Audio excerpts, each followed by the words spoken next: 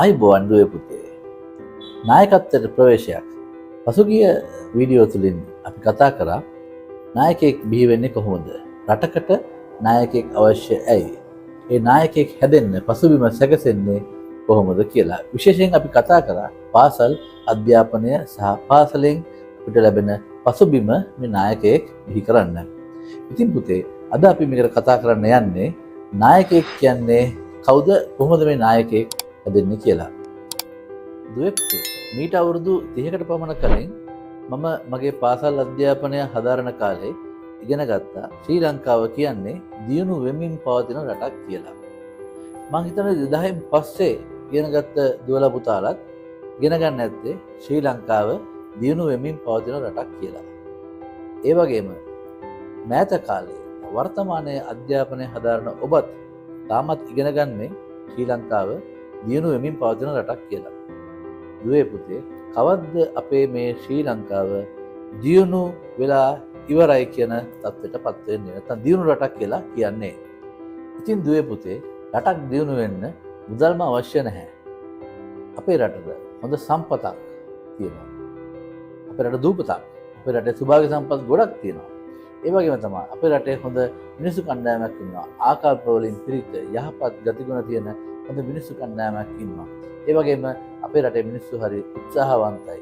ඉතින් එහෙමනම් ඔය තුන තියෙනවා නම් ඇයි අපිට දියුණු වෙන්න බැරි? අපිට හොඳ නායකයෙක් අවශ්‍යයි. දුවේ පුතේ මම කිසිසේත් කියන්නේ මේ දක්වා අපේ රට පාලනය කරපු අය හොඳ නායකයෝ නෙවෙයි කියලා. නමුත් අපිට කොහේ හරි වැරදීමක් වෙලා තියෙනවා.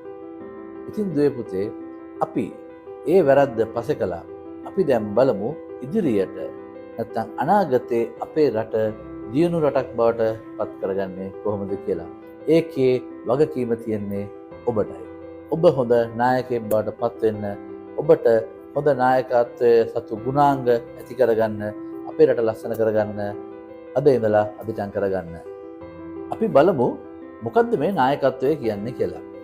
දුවේ පුතේ නායකයෙක් කියන්නේ හැම වෙලේම ඉදිරියෙන් සිටගන්න, එහෙම නැත්නම් ඉදිරියෙන් ගමන් කරන, ඔහු පසුපසින් තවත් පෙළක් ගමන් කරන කෙනාට නෙවෙයි. දුවේ පුතේ නායකයෙක් කියන්නේ පොදු අරමුණක් කරා තමාගේ කණ්ඩායම මෙහෙවන්න පුළුවන්, තමාගේ කණ්ඩායම හසුරවන්න පුළුවන්, නැත්නම් තමා යටතේ නැත්නම් තමා සමග සිටින පිරිස සමග එම අරමුණ කරා ළඟා වෙන්න පුළුවන් කෙනාටයි. නායකයෙක් සතු විශේෂ ගුණාංග කීපයක් තියෙනවා. හොඳ නායකයෙක් වගකීමක් බාර ගැනීමට කවදාවත් පැකිලෙන්නේ නැහැ. ඕනෑම වගකීමක් බාර ගන්න එයා ඉදිරිපත් වෙනවා. අභියෝගය බාර අරගෙන තමයි එහි ගැඹුර බලන්නේ. නමුත් ඔබ ඉදිරිපත් වෙනවා කියන්නේ ඔබට ඉබේම එම අභියෝගයේ ජය ගැනීමේ හැකියාවක් තියෙනවා. දුවේ පුතේ නායකයෙක් විදියට ඔයා හැම විටම ආදර්ශමත් විය යුතුයි. ඔයා වැරදි වැඩක් කරලා ඔයාට කියන්න බෑ ඔයා යටතේ නැත්නම් ඔයා උපදෙස් දෙන පිරිසට හොඳ පුද්ගලයෙක් වෙන්න කියලා. ඒ නිසා ඔබ සෑම විටම ආදර්ශමත් විය යුතුයි. දුවේ පුතේ හොඳ නායකයෙක්ට හොඳ තීරණ ගැනීමේ හැකියාවක් තියෙන්න ඕනේ.